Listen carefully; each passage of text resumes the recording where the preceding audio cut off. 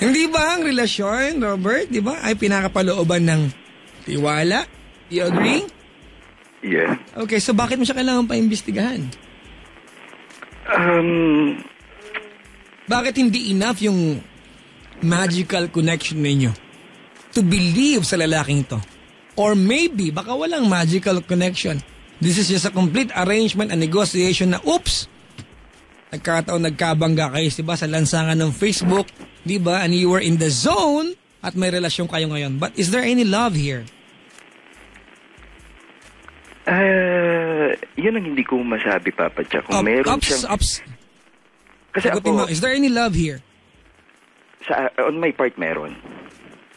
I started to love him na talaga. Okay. So why Pero don't you trust him? Trust? Yun nga medyo kasi pagdating sa love medyo urong sulong. Yun ang problema ko, yung bago ako magmahal dapat. Why did you call my show tonight? To ask advice. Anong tanong mo sa akin? Kung dapat ko bang ipagpatuloy. Makipag-break ka na and you're doing it now. This is pointless. Alam mo kung bakit? Papaliwanag ko sa'yo. Baka, ano ba yan? Papadyak, napaka-ityosero mo naman, di ba? No. May nag-text, ay te, sabi niya, wala kang kay na magduda kasi mahal mo siya, diba? Saka you haven't known him personally, diba? Come on, gising-gising te. Uy, binasa ko na eksakto ha, talagang dava, D-A-V-A-H. Thank you doon sa nag-text. Nagsayang ng load sa'yo. Sabi dito, Papa Jack, relax ka lang po, come again? Hold on, I'm coming again. Whatever that means, alright? Ano? Ayun nga, Papa Jack, kung ipagpapatuloy ko pa since malapit na rin naman siyang umuwi or hintayin ko muna siyang umuwi bago kami mag-usap. Well, that's not for me to decide. Sana, pero nag-decide ako. Ganito gawin natin. Okay, I will present you what's happening right now. Okay. Okay lang ba yan? Okay lang? Okay. Robert, ganti yan. Kung tatanong mo kasi ako, Papa Jack, ang tingin mo, seryoso ba relasyon namin? I don't think so. Hindi seryoso ito. Mm-hmm. Alright? But if you're gonna ask me may potential ba, of course there is. Magkibang bagay yun, di ba? May potential yan. Mm-hmm. And this guy is making you happier. Napapasaya kayo, di ba? Yeah. Kung being occupied, iba yung time mo, being occupied dun sa mga pagkakataon, nag-uusap kayo through Facebook at kaligayahan mo yan. Well, congratulations. At least may ginagawa ka. Di ba? Kung tatanong mo ako, Papa Jack, tingin mo in love ba kami? I think, hindi. Di ba? But kung tatanong mo ako, Papa Jack, di ba? Ano yung meron sa amin kung hindi kami in love? You are. Di ba? You have the intention to fall in love. But you have so many doubts. Sometimes, di ba, yung doubts natin sa someone can cloud kung ano man yung talaga nararamdaman natin. You agree? Yeah. Robert, it's actually a foul thing, unethical, at kabastusan na paimbestigahan ng taong mahal natin na wala namang ginagawa sa atin. Di ba? It's not proper. Pag pinaimbestigahan ka niya, di ba masama sa loob mo yan? Hindi ba enough yung tiwala mo sa akin? Hindi ba enough yung sinasabi ko sa ano talaga akong tao? Di ba para ibang tao magsabi sa'yo kung ano talaga ako? How will you answer this sa kanya pag nalaman niya to? Hindi ko alam kung paano sasagutin niya.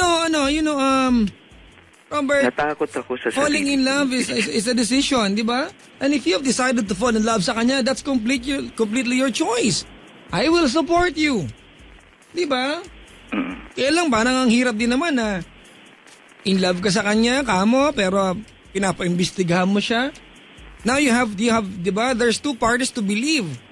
Siya at ibang tao. Where in fact, yung ibang tao, wala namang kinalaman sa relasyon niya, pero may hinahayaan makialam yung ibang tao sa inyo. Tama, mali? Tama. Pag hinayaan mo ang ibang tao makialam sa relasyon na meron ka, gugulo yan. Kasi pag dumating yung point na nagkahiwalay kayo ng taong yan, hindi naman silang iiyak ikaw. Pag dumating yung point, di ba, na yung relasyon na yan ay umusbong at naumunlad, naging kayo, sumaya kayong dalawa, hindi naman ibang tao ang sasaya, ikaw din. This is completely your call. Bago pa lang kayo, do not expect that this guy will have to tell you everything, di ba, sa kanyang pagkatao sa'yo over Facebook. For all you know, you are just one of the many faces over Facebook. Tama, mali? Tama. Mali ba kung marami siyang ka-etyosan sa Facebook? Marami siyang kausap. Marami siyang kalandian. You're just one of the many. You don't know that? Kasi you haven't seen the guy, di ba, sa mata niya pag sinasabi niya mahal ka niya. You only read text. He can be, di ba, pwede nga siguro, may inutusan siya, di ba, na mag-type para sa kanya. Baka nga si Siri lang ang kausap mo. Yan nga, mahirap din sa akin kasi, Papa Jack, nahihirapan din ako. Mahirap magmahal lang na nasa tapat ka ng ng computer mo. Ako mga kaibing, papangatawanan ko yan. Kalokohan, katarantaduhan, na, di ba, sumagutin mo yung tao sa Facebook. Not unless siguro kung kilala mo ng bata kayo, nakita ka, at least kilala mo yung tao, di ba? You have the idea kung talagang tao yan o kalabaw ba yan, di ba? Huwag niyong sayangin yan. But Robert, nandyan na yan. Apektado ka na, nandyan na yan, di ba? Available na sa puso mo yan. It's having its manifestation sa buhay mo, nandyan na yan. May potential na yan. Alright? Kung sasabihin mo sa akin, tutuloy ko ba yan? Gusto ko sana sabihin sa'yo, huwag mo na, tapusin mo na yan. But malapit na siyang buhay, magantay ka na. Usap kayo. It will be your decision and his decision, di ba, kung tutuloy ito o hindi. Not my decision.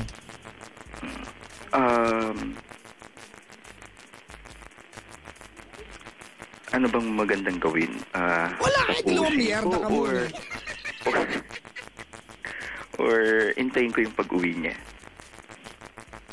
Kailan ba siya uwi? 2 or 3 weeks from now. May nag-text, kakatakot ka magmahal, backlash, sabi dito. Nagpapaimbestiga, ha? Ganda mo, te, sabi dito. Kailan siya uwi? Siguro mga end of February. Tayo muna, ano ka ba? 3 weeks na lang yan. Hoy, saan mga galing to?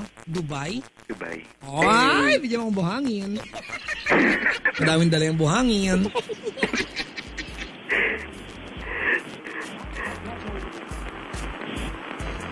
Kasi ngayon, almost 1 week na kami hindi nag-uusap eh. Bakit? Dahil may, sa'yo? No, meron siyang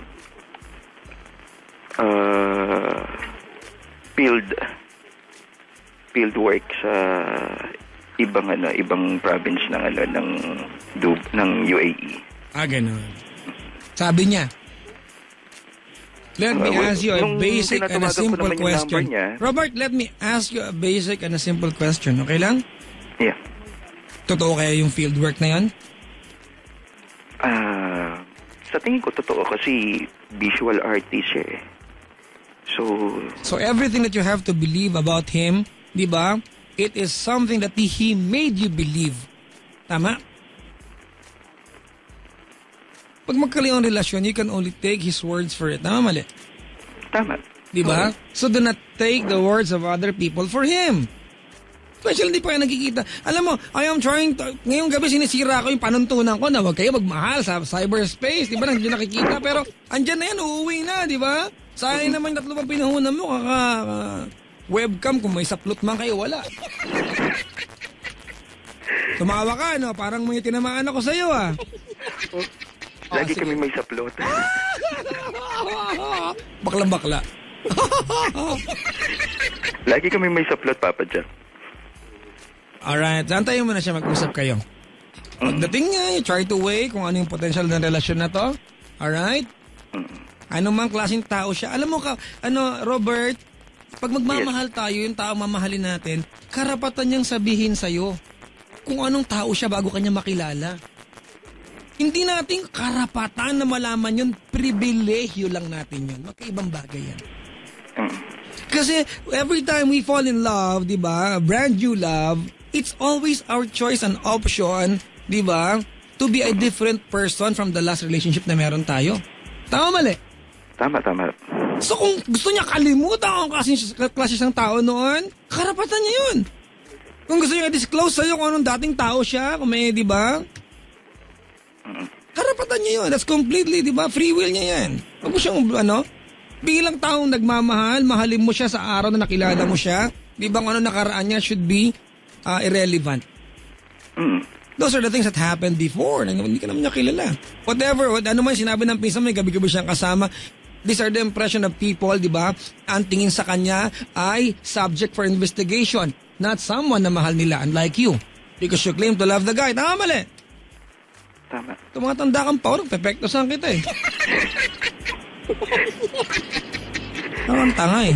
Hindi lang ako sanay siguro, Papa Jack, sa Well, ganito. siguro kasi it's been a while. Namatayan ka ng asawa, di ba? Dati. Hindi lang ako sanay siguro, kaya ganun Dati yung brusko mga ka, ngayon parang, naging attitude ko. But you know, congratulations for falling in love again. That's the most important thing here. Eh, Na-recognize sabi ko mo na naman sa yung kanya, presence ng love. We need to embrace the meaning of love. Kung makaganon ka, sana hindi pinaimbestigahan, di ba? Kung makasabi ka ng we have to embrace the meaning of love, pero pinaimbestigahan mo, hahampasin kita dyan eh. Hahampasin kita ng shoulder bag ko eh, bro ka? Ano pa yung shoulder bag mo? Ops! LP o Hermes? Ano ba? Hermes. Si Mommy D may Hermes, di ba?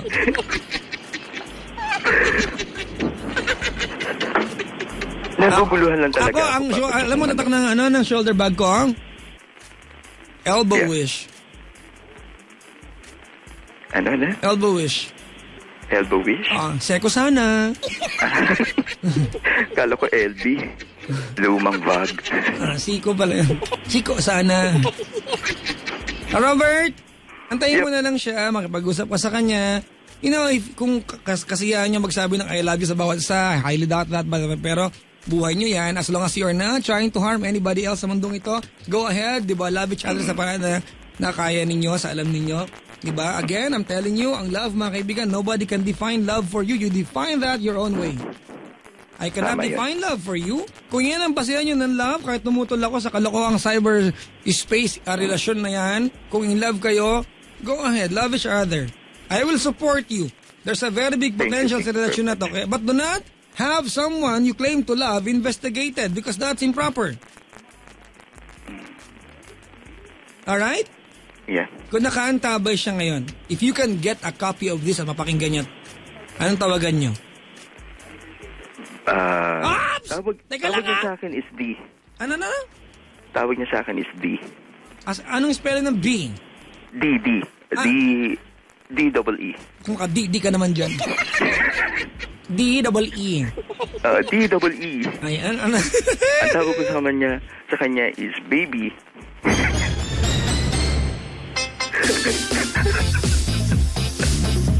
Baby! Hayop, man!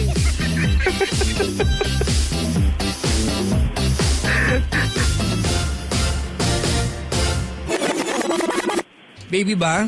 Yeah. Anong gusto mo sabihin sa kanya? Chad, alam ko nakikinig ka kasi ikaw yung nagbigay sa akin ng link eh. Maghihintay ako sa pag-uwi mo at marami tayong pag-uusapin. Kasi until now, nag-iisip ako kung ano yung mangyayari sa ating dalawa pag-uwi mo.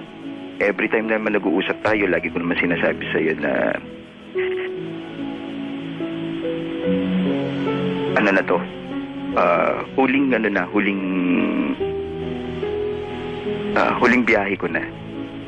Alam mo yung reason kung bakit.